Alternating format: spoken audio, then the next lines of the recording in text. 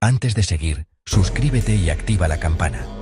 Lo que verás no es solo un mito, es historia, poder, orgullo y redención. Este es Daku Waka, el dios tiburón, temido en todo el Pacífico.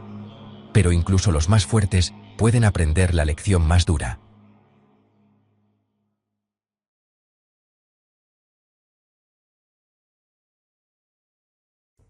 Imagina ser invencible. Cada enemigo cae ante ti, hasta que un día descubres que tu fuerza no basta. Esta es la historia de Daku Waka.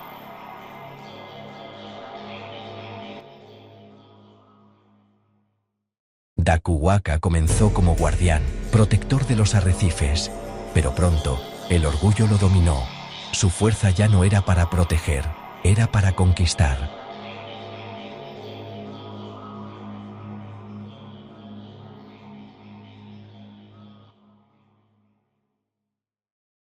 Su primer desafío, Lomaiviti, luego Suba.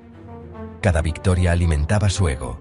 Cerca de Beka, conoció a Masilaka, otro dios tiburón, y ahí comenzó su verdadera prueba.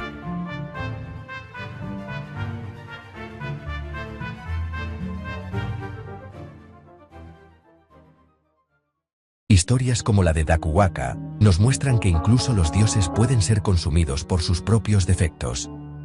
Suscríbete para descubrir cómo termina esta leyenda.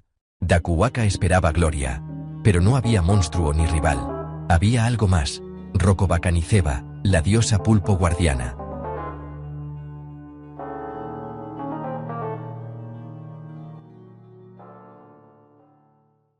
La fuerza bruta de Daku Waka chocó con la paciencia y estrategia de Roko Bakaniceba. Por primera vez, el dios tiburón no podía ganar.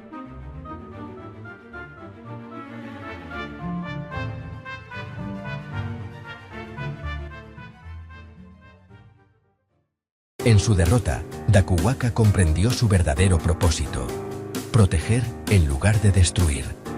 La arrogancia se convirtió en responsabilidad y nació un guardián de verdad.